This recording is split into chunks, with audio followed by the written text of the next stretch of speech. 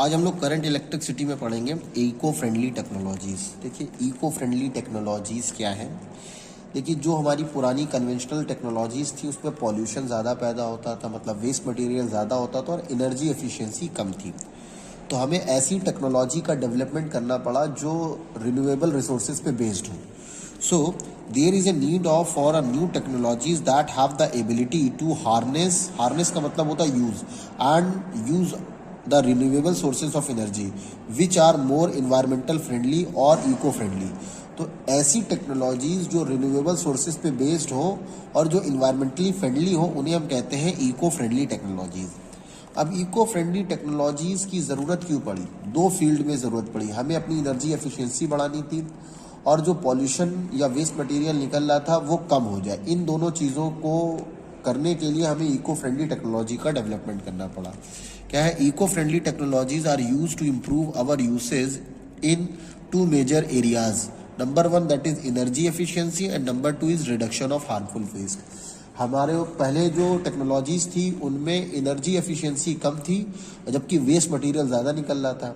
फिर हम लोग जब solar energy, water energy, wind energy पे बेस्ड हुए तो हमने देखा कि हम लोगों को एनर्जी एफिशिएंसी हम लोग की बढ़ गई और जो वेस्ट मटेरियल था वो कम हुआ। तो ऐसी टेक्नोलॉजी को हम इको फ्रेंडली टेक्नोलॉजी कहते हैं। अब आता है इको मार्क स्कीम। देखिए गवर्नमेंट ने इको मार्क स्कीम 1991 में चलाई। गवर्नमेंट के अनुसार जो कंज्यूमर है उसको पता होना चाहिए कि वो जो प्रोडक्ट खरीद रहा है वो कितना इको फ्रेंडली है। पहले क्या होता था, हर कंपनी अपने प्रोडक्ट को नंबर वन कह के बेच रही थी। आप साबुन की टिक्किया से लेकर और कुछ भी चीज़ खरीदने जाइए वो नंबर वन होता था। चाहे वो क्रीम यूज़ कर रहे हैं, चाहे वो इलेक्ट्रिक का प्रोडक्ट यूज़ कर रहे हैं, हर चीज़ नंबर वन है।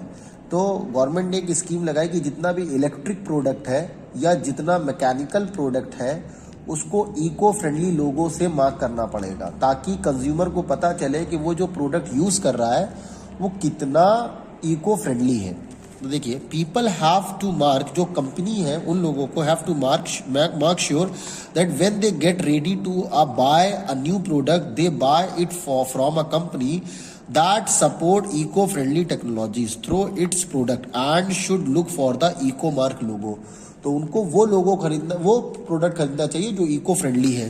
तो इसके लिए to create the awareness in consumer the government of India launched the eco label scheme called eco mark. ठीक, और ये इको मार्क का लोगो है। अब हम लोग पढ़ते हैं रिसाइकलिंग। इंपॉर्टेंट पार्ट है, क्वेश्चन पूछा जाता है व्हाट इज रिसाइकलिंग। तो recycling is the process in which a product is converted into some other useful product. Recycling वो प्रोसेस है जिसमें जब कोई प्रोडक्ट खराब हो जाता है अपनी लाइफ टाइम में तो उसको रिसाइकिल करके दूसरे प्रोडक्ट में कन्वर्ट कर दिया जाता है at the end of its life span. तो ये रिसाइकलिंग यहाँ से यहाँ तक लिख सकते हैं। रिसाइकलिंग से क्या क्या फायदे होते हैं? It help us to reuse the material that are recyclable. इससे हमें ये पता चलता है जो मटेरियल रिसाइकलेबल है जैसे प्लास्टिक, लोहा, तो उनको रिसाइकिल करके नए प्रोडक्ट में कन्वर्ट किया जा सके। It reduces our dependence on the landfills. फिर कह रहा है it helps to conserve our natural resources such as trees. अब अगर मान लीजिए रिसाइकलिंग ना हो तो ज़्यादा से ज़्यादा प्रोडक्ट की ज़रूरत पड़ेगी, उसके लिए ज़्यादा से ज़्यादा हमें जो नेचुरल रिसोर्सेज हैं वो हम कंज्यूम करेंगे। तो रिसाइकलिंग से नेचुरल रिसोर्सेज का कंजम्पशन घट गया है। It reduces producing cost of many industries. अब क्या प्लास्टिक है रीयूज कर सकते हैं तो क्या होता क्या है, जो नए प्रोडक्ट है उसका कंजम्पशन कम होगा जिससे हमारा जो वेस्ट मटेरियल है वो भी यूज हो जाएगा और प्लस रॉ मटेरियल हमारा सेफ रहेगा। लास्ट हेडिंग है दैट इज एनर्जी कंजर्वेशन। अब एनर्जी कंजर्वेशन क्या है? Energy conservation is the practice of decreasing quantity of energy used. देखिए हम लोग अपनी एनर्जी दो तरह से सेव कर सकते हैं, या तो उसको कम यूज़ करें या हम उसका जो प्रोडक्शन है वो बढ़ा लें। अगर हमारे पास एनर्जी की 100 मेगावाट की ज़रूरत है तो हम दो तरीके से अपनी एनर्जी को सेव कर सकते हैं। पहला चीज़ है कंजम्पशन कम करें वेस्ट, या फिर हम अपना प्रोडक्शन बढ़ा लें। तो क्या है, जैसे घरों में है, अगर आपके वहाँ 10 कमरे हैं, 10 कमरे में 10 कमरों में लाइट और फैन और एसी, टीवी सब चालू रहे तो एनर्जी कंजम्पशन ज़्यादा होगा। अगर उसी की जगह जिस कमरे में कोई नहीं है वहाँ के लाइट फैन सब बंद रहे तो वहाँ पे एनर्जी का यूज़ वेस्टेज है वो वेस्टेज बचेगा तो आपका कंजम्पशन बचेगा। इससे क्या होगा, एनर्जी हमारी सेफ रहेगी। ठीक है, तो this is called energy conservation.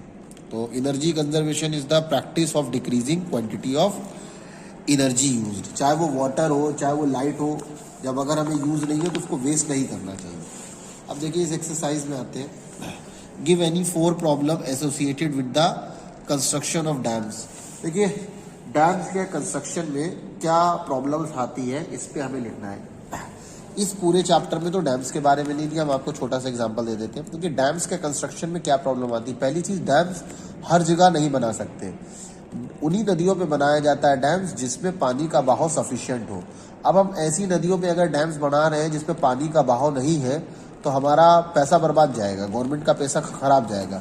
तो पहला है कि हर जगह पे डैम्स नहीं बनाए जा सकते। दूसरा है, डैम्स बनाने से जो एक्वेटिक लाइफ होती है वो डिस्टर्ब हो जाती है। डैम्स बनाने से aquatic life, marine life disturb हो जाती है। ठीक, क्योंकि डैम्स के पानी को रोकते हैं। दूसरा इधर होता है, डैम बनाने से एक दिक्कत आती है, बाढ़ आने की संभावना बढ़ जाती है। क्यों, अगर पानी डैम्स के एक सर्टेन लेवल से ऊपर जाएगा तो डैम्स को सडनली खोलना पड़ेगा, और अगर डैम्स खुलेगा तो उससे पानी इकट्ठा बाहर आएगा जिससे आसपास के एरिया में फ्लड आ जाएगी, बाढ़ आ जाएगी। दूसरा क्वेश्चन कह रहे हैं what do you mean by the eco friendly technology. अभी बताया आपको इको फ्रेंडली टेक्नोलॉजी क्या होती है। गवर्नमेंट ने एक स्कीम चलाई जिसपे उसने ये कहा कि हर कंपनी को अपने कंज्यूमर को इंश्योर करना पड़ेगा कि कंज्यूमर जो प्रोडक्ट खरीद रहा है वो कितना इको फ्रेंडली है, इसके लिए लोगो एक लॉन्च किया, वो लगाना है। कह रहे हैं what is an eco mark scheme, 1991 में बनाई गई गवर्नमेंट द्वारा, वही सेम आंसर लिखेंगे।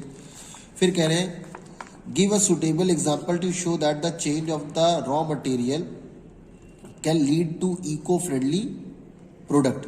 Give a suitable example to show that change of raw material can lead to eco friendly products. कह रहे किसी कोई एक एग्जाम्पल बताइए जिससे ये साबित हो सके कि किसी मटेरियल के यूज करने से इको फ्रेंडली प्रोडक्ट तैयार हो। हम कह सकते हैं, देखिए ऐसी बहुत सी चीजें हैं, जैसे हमने सोलर एनर्जी पे डिपेंडेंट हो गए, हमने सोलर सेल बनाया, तो सोलर सेल बनाने से क्या हुआ, इलेक्ट्रिसिटी का प्रोडक्शन बढ़ा।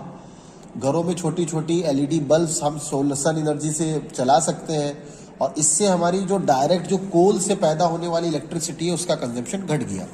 कह रहे हैं give the need to use eco friendly technology. Eco friendly technology की क्या ज़रूरत है, सिंपल सी चीज़ है, 2 ज़रूरत थी, एनर्जी एफिशिएंसी बढ़ानी थी और जो वेस्ट मटेरियल है उसको कम करना था। तो 2 चीज़ें थी, तो 2 चीज़ें आपने बता दी, to increase the energy efficiency and to decrease the waste material. फिर कह रहे हैं what do you understand by the terms of recycling. तो recycling is the process in which a material or a product is recycled into another form in the end of its life span. अपने जीवन के अंत में किसी product को गला के पिघला के उसको दूसरे प्रोडक्ट में बना देना रिसाइकलिंग कहते हैं। फिर what is the energy conservation. Energy conservation क्या है, energy conservation is the practice of decreasing the quantity of energy used. हमें कम से कम एनर्जी यूज करना है, इस तरीके का जो सिस्टम है उसी को हम कहते हैं एनर्जी कंजर्वेशन।